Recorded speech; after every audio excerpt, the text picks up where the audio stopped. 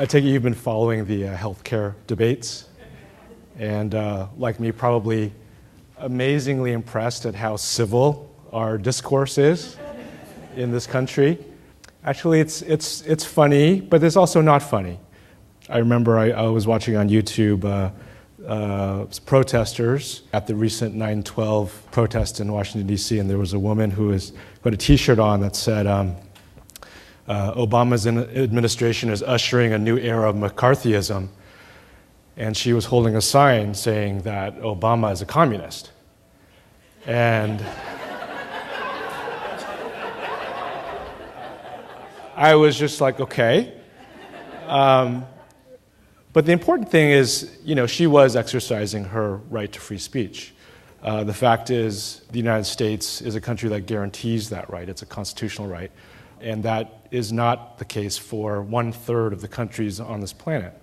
So that being said, I just kind of wish that she got the facts right, because I think that right now, in this recession, it's a period of a lot of fear, uncertainty, and doubt. And that, to me, is an expression of fear feeding on itself, misinformation feeding on itself. And so the title of my talk is Democracy a Design Problem? And the answer is yes, but it's a little complicated. A little bit about myself. I just recently spent a chunk of my career designing high-performance equity derivatives trading systems. Actually here in Chicago for a prop trading firm and hedge fund located at the Board of Trade. Launched a new brokerage called OptionsHouse, which allows retail investors to trade complicated options contracts on the web. Some of those screens. I spent about 3.5 years on this project. And to give you some context, it would be safe to assume that most in this audience understand the world below this dotted line, the world of brand and production and product. Design typically plays in that realm, which I call the real economy. And here in the US, it's worth about $13.8 trillion. But what ushered in this financial crisis is everything above this dotted line. When you go from stocks and bonds up to options on stock, which is the world that I played in, to hedging arbitrage, options on futures, credit default swaps, forwards, et cetera. It gets very exotic and very abstract. And the point that I want to make here is that is what I call this the meta economy, and that economy is worth $105 trillion. That's something that is really difficult to comprehend because we live in a really material world. We kind of relate to the GDP of real stuff. But what brought the global economy down was all this really abstract stuff, okay? That being said, I have a profound interest in markets and capitalism. If there's anything that I know fairly well, designing trading systems, is how to make capitalism really efficient and really speedy. About 8 years ago, I made a little drawing. I was sort of thinking, what are all the things that affect me in the world? So I made this little drawing with me in the middle, and there are a series of these concentric rings which sort of go out in scale. So it goes from me to domestic to professional community all the way up to global environmental. And I tried to sort of fill in all the blanks, anything I could think of. It was a little exercise that took about 20 minutes. And what I realized after looking at this sketch several years later is the pattern of things having to do with government and the economy playing a very large role in a number of the different spheres, and indirect offshoots from that, like education and security and sciences, taxation, justice, things like that. So it really begins to show the presence of the public realm, on my life. And I didn't really realize until I actually drew the picture.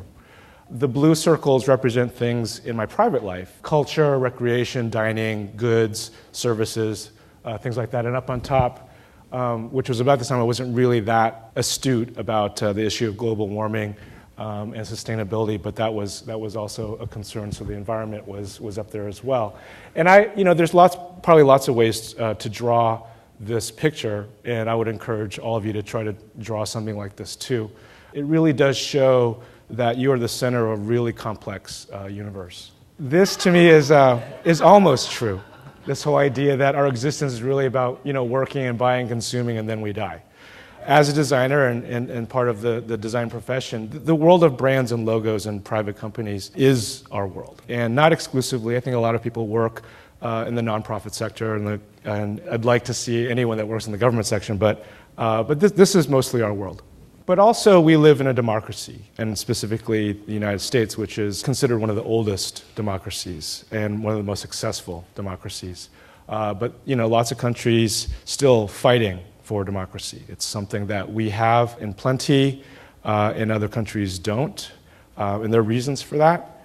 But then there are also things like the USA Patriot Act, which in my opinion, and a lot of people will back me up on this, is something that does undermine our democracy. And I didn't know this, but did you know it's the USA Patriot Act? It's an acronym. It stands for Uniting and Strengthening America by Providing Appropriate Tools Required to Intercept and Obstruct Terrorism.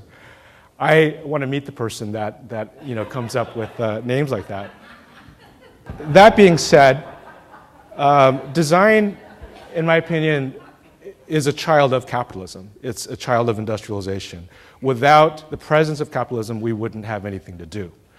You can't tacitly assume that capitalism is fine. There are actually a fair number of political systems that really have a lot of problems with capitalism. Our current democracy and capitalism coexist together, and a bulk of my talk is to sort of show how uncomfortable that coexistence is sometimes. So first of all, I am a kind of a politics and economics geek. I'm a designer by day, and my hobby is political economy. It is not boring. I've always contended that politics underlies everything, and I've spent a good part of my non-professional life just reading up on this and being very enthusiastic about it. Economics also is not boring. Geopolitics is the confluence of ideology, trade, and resources. And this is the concern, if not your concern, they're definitely the concern of your clients. Democracy is much more than just government. Democracy is much more than voting every 4 years. Democracy is not the same as capitalism. And I contend that capitalism is not necessarily the same as freedom. What capitalism is, in a really simple economic explanation, is the maximization of production and consumption. Those two things go together, supply and demand. What we often do for our clients is to create messages that create desire to get people to consume more so they can sell more stuff so they can make more money. So it's a very simple cycle, and we do this over and over again, and I would argue that we're really good at it.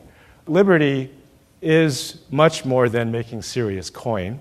Liberty is much more than having the most toys. And the important thing to know is democracy isn't perfect. It has a lot of problems. These healthcare debates show some of the challenges of a very pluralistic society where you're allowed to actually have multiple points of view.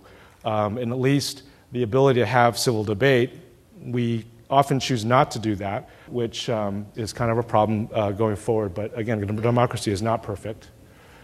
And really importantly, democracy is not a sure thing. The oldest known democracy in history, Athenian democracy, only lasted for about 300 years and was sort of torn apart. And democracy has in history fallen to autocracy. So it is not something that you can necessarily take for granted.